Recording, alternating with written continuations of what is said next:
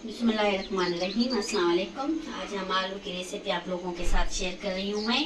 ये ऐसी रेसिपी है कि आपने यूट्यूब पर पहले कभी नहीं देखी होगी, और ये आलू इतने मज़े के, इतने टेस्टी बन के तैयार हो जाते हैं कि बाकी सारी चीज़ों को पीछे छोड़ देते हैं।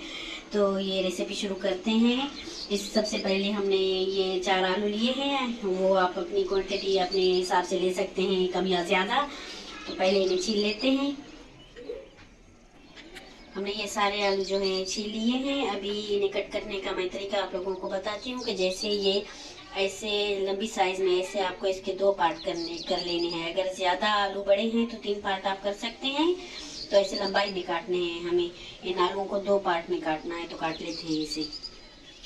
ऐसे लंबाई में काटने हैं, ऐसे जैसे मैं अभी काट रही हूँ ना, तो ऐसे लंबाई में काटने हैं। ये हमने आलूओं को कट कर लिया है। ऐसे ये देखें 2 पार्ट में हमने कट कर लिया है। और ये इन आलूओं को ऐसे हमने जो है ना वो कट लगा लिए हैं, जैसे हम बैंगन में ना कट लगाते हैं, इस तरह से, ताकि इसमें जो है मसाला अंदर तक चला जाए। तो अभी इसका मसाला रेडी करते हैं। ये 1 लीटर हमने पानी लिया है, और हम ये इसके ऊपर जो छन्नी होती है ना, ये छन्नी रख ली है इसके ऊपर जो होती है कुकर की।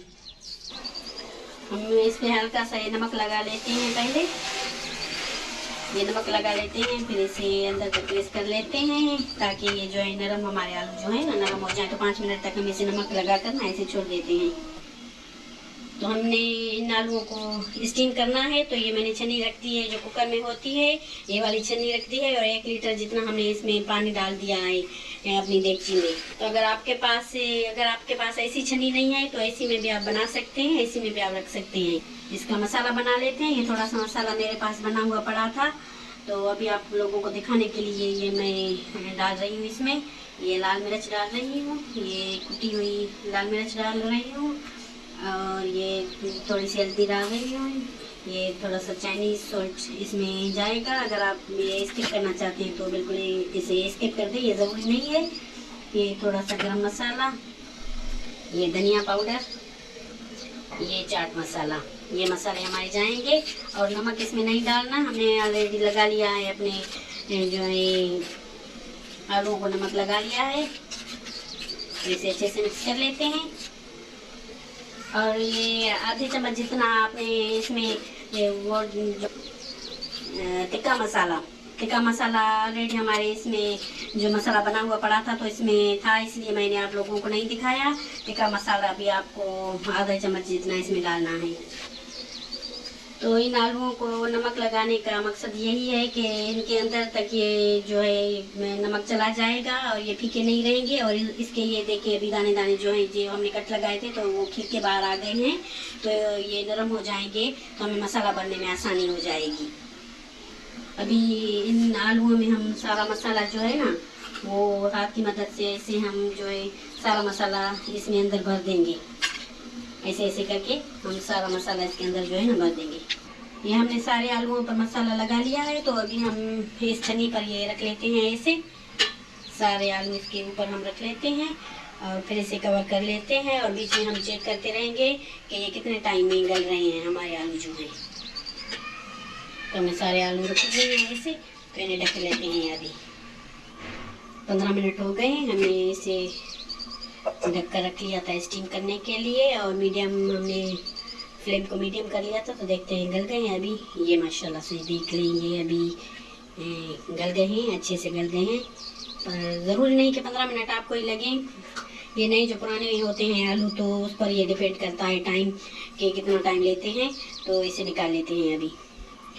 और ये हमने दूसरा वाला बर्तन लिया है, उसमें ये ऑयल डाल लिया है। ये ऑयल गर्म कर लेते हैं, और एक एक करके, जब आपके पास बड़ा वाला बर्तन हो तो आप ज़्यादा भी डाल सकते हैं। मैं 1 या 2 पीस करके इसके डालती फ्राई करती जाऊंगी। और सैरी में अगर आप बना रहे हैं तो ऐसे बना के स्टीम करके आप रख लें, और सैरी में आप ना ऐसे फ्राई कर लें, तो बहुत आसानी हो जाती है। तो हमारा ऑयल जो है वो अभी गर्म हो रहा है। तो जैसे माशाल्लाह से इसकी मिट्टी की तैयारी आई है। ये बहुत मजे के होते हैं, चटपटे आलू हमारे बन के तैयार हो जाते हैं सैरी में एक साथ में। तो बहुत ही टेस्टी होंगे, मज़ेदार, ये मज़ा देंगे बहुत। तो हमने ऑयल को फुल गरम कर लेना है, फुल गरम कर लिया है। अभी ये इसमें डाल लेते हैं।